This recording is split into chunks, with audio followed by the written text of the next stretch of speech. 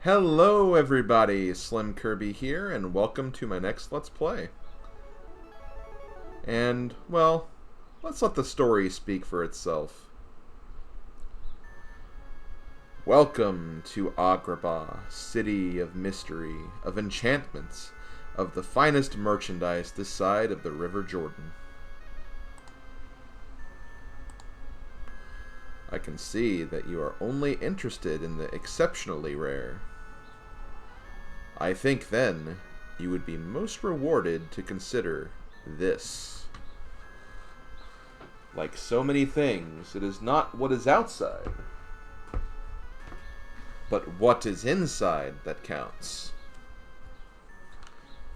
This lamp once changed the course of a young man's life.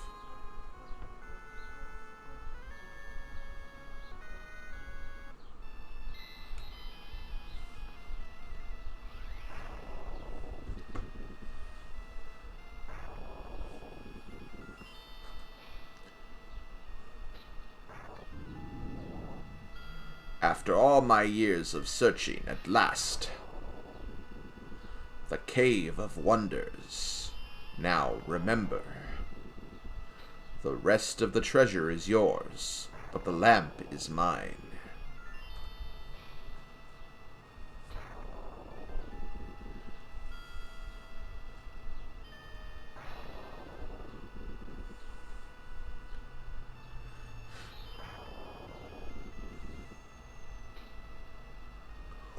Who disturbs my slumber? It is I, Gazim, a humble thief. Know this, only one may enter here. One whose worth lies deep within. The diamond in the rough. Oh no! So, only one may enter. I must find this one. This diamond in the rough.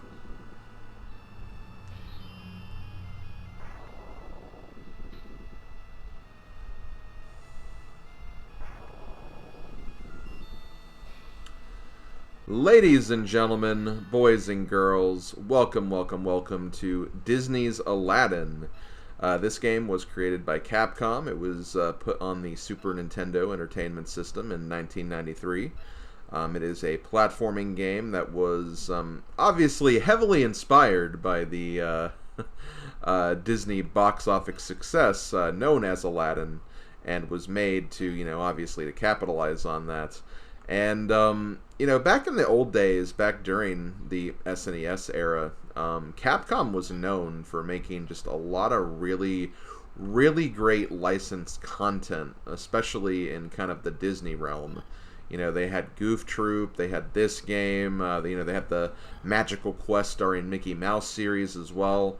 They were just on, like, their game back then. And this was a game that I owned as a kid, and a game I very much enjoyed as a kid. I really loved playing this game. It's a very short game. This is honestly not going to take us very long to get through, but it is a game I really enjoy, and it's a game I wanted to kind of showcase for you guys, so that's what we're going to do. One thing I will say is that these videos will not be very long. Some of these videos probably won't even make the 10-minute mark. That's okay, though, because, you don't need to have super long videos to showcase, the awesomeness of a game of this nature. So, I'm not going to worry about this. We're just going to do, like, probably a world per video, and then we're just going to kind of leave it at that. So before we get started, obviously you have the game start screen, you have a password screen, so you can skip to certain levels if, like, you had to stop playing for the day. And then you have the options menu as well, which the options menu is not really a whole lot here. You can kind of change your controls and stuff. You can also change the sound from stereo to mono if you need to. And it also has the sound test, like, right here in the menu, which is kind of neat too. But yeah, there's no difficulty setting or anything like that, so you don't have to worry about that. And yeah, let's just kind of get this started, I guess. So let us start Disney's Aladdin for the Super Nintendo. Not to be confused with the Sega Genesis version of this game, which has also gotten quite a bit of acclaim. I know that a lot of people say that that game's actually better, but I personally grew up with this one, and I had a lot of fun with this one growing up. But yeah, as you might expect, this is a platformer. You can run, you can jump, you can move, obviously, just normal movement. You can also throw apples by pressing the A button. I don't really use apples too much, so I'm probably just going to end up getting like 99 of them and not really even know what to do with them at this point. But yeah, that's basically what this is, so we're going to go ahead and just kind of move through the market. Obviously, we're Aladdin, we're a thief.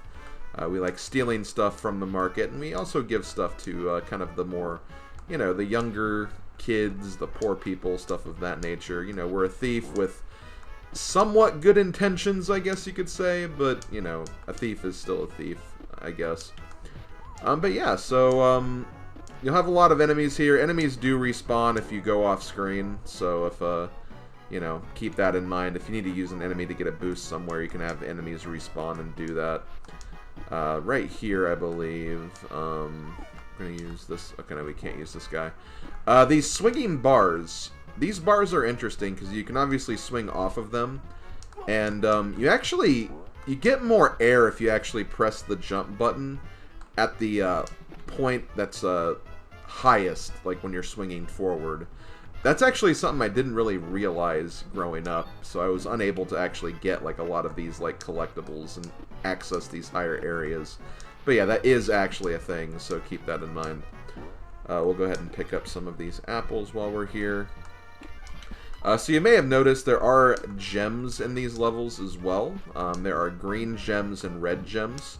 And the more gems you collect, you'll fill up your gem meter at the top right. If you get 100, I believe you get an extra life extension, so keep that in mind. The red gems, though, the red gems are interesting because there's only 10 of those in every world. So kind of as a completion requirement. You can actually try to get all the red gems in a world if you want to go for that. And if you actually do get, I think, 50 of the 70 in the game, you will actually get an ending change, which I honestly didn't know about when I was younger, so I always thought that was kind of a cool thing to find out about. Up here you have a simple rug, but the rug is actually very important. It actually gives you probably the most broken item in the entire game. Because with this rug, you can actually hover around like this, kind of like using like your own little parachute. And using this, it makes the platforming in this game so much easier. And, you know, if you ever speedrun this game, getting the rug is pretty much a requirement. Because it allows you to skip some of the lower sections, which are just in general a lot slower. This is a health extension, automatic health extension. So we're going to go ahead and grab that. That is obviously a 1-up. I don't think there's anything over here. I think there's 4 red gems in this first level, so we're going to try to look for them while we're going through here. But yeah, as you can see, you can just like skip past so much of the level by using the rug parachute, as I like to call it. So yeah, I think we got all the red gems now, so we can actually just kind of finish the stage at our own leisure. Actually, no, there's one more red gem, but it's at the very end, so we don't have to worry about that. If you ever find bread or meat, that will actually refill your health if you get damaged. Right here, I believe, is the golden scarab bug thing that you see, the thing that Jafar has in the movie. If you get that in the level, you'll actually get a little bonus game at the end of the level, so we will be seeing that once we finish this. But yeah, that's pretty much what this game is. It's a very simple platformer, not really a whole lot to write home about, but, you know, as a kid growing up with the SNES and just, you know, older systems of that nature, obviously this was pretty, you know, hardcore for the day. It's like, hey, I remember seeing this movie as a kid. But yeah, there we go. That is pretty much the first level. So hooray, we beat the first level. And there's that golden scarab, which means we have a bonus game, which is really just a giant wheel. And you get a reward based on where Genie's finger stops. So let's see if we can get something good from this. I think you want to try to aim for, like, what you want to aim for. The thing has to be on, like, the left side. So I press the B button when I when I was aiming for what I wanted there. I may have gotten it. No, I think I actually hit it just a bit too hard. Yeah. Okay, so we got a 1-up. I believe if you get the Genie, I think you actually get a 1-up and a refill. I think it's kind of just a combination of everything. If you get a star, it's actually a credit or a continue, which is weird because you think that like you'd want more lives than credits, but or like you think that lives would be more common than credits would, but no, it's, I don't know. Okay. Interesting. I don't know why they decided to do that, honestly. And I think the heart would just, you know, refill your hearts basically. Okay, so stage 2, not much different. I think this stage is actually even kind of shorter than the first stage. Oh shoot. Okay, trying to get you to do that so I can get up here. There we go. So I believe in this part of the stage... Okay, shoot. That's not a problem. I can still get that because the parachute is OP. But yeah, in the first level there were 4 red gems. I think there's only 2 in this stage, so we don't have to look so hard for them.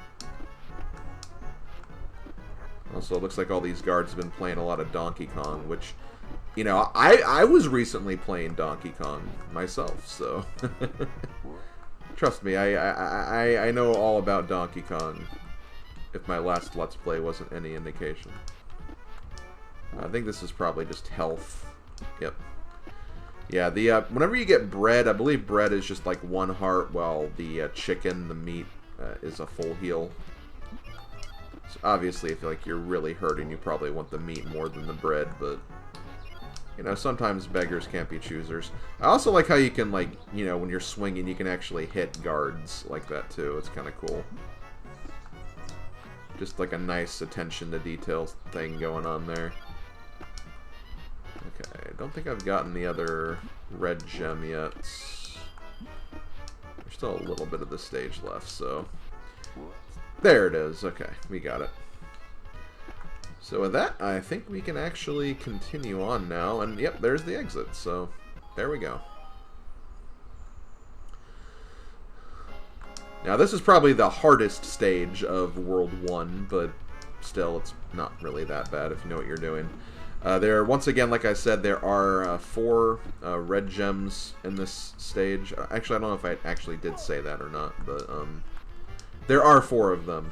Well, let's just say that much. Okay. Oh shoot! Like, I was trying to see if there was anything below that platform, but there wasn't. But I got kind of stuck on something. Thankfully, though, you don't really get too much of a penalty for dying. You just go back to the beginning of the stage and just resume. I believe all the red gems will become green gems, but you still collect them, so it's not like you have to like start the entire game over if you want to get a perfect playthrough or anything.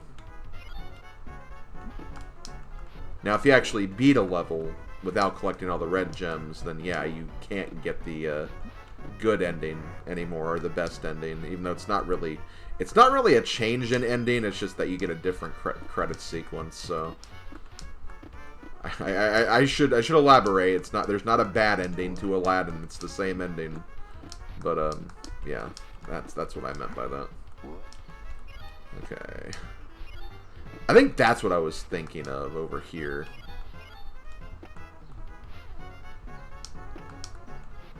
There's nothing down here, though. Maybe there's only something there, or like maybe that's just a way to catch yourself if you fall or something. That can be it. Okay. Ooh. Okay. I know what's coming up. Here, let me go back this way, just so I can get that red gem.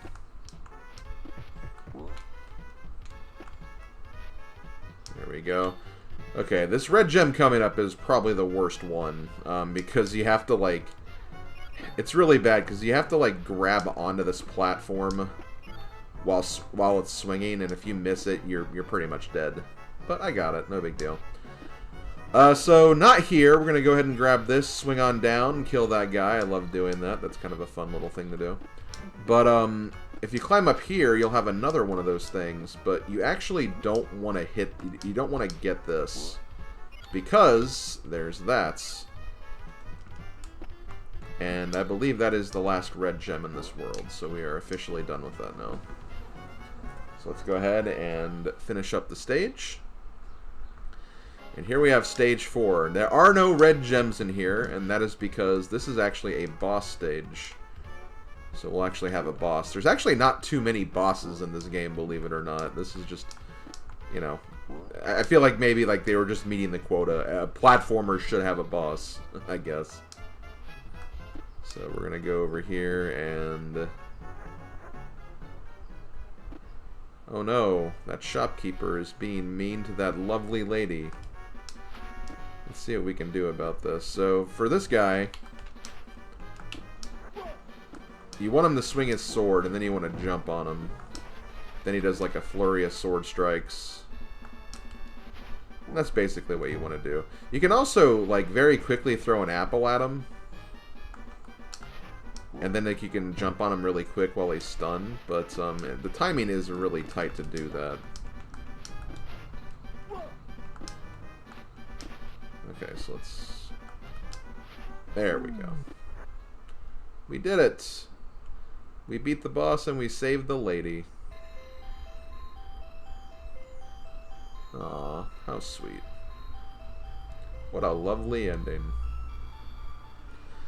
So, at the end of every world or every stage, you get a password screen, and you also get to see how many red gems you collected as well. And yay, we actually collected all of them. So, there we go.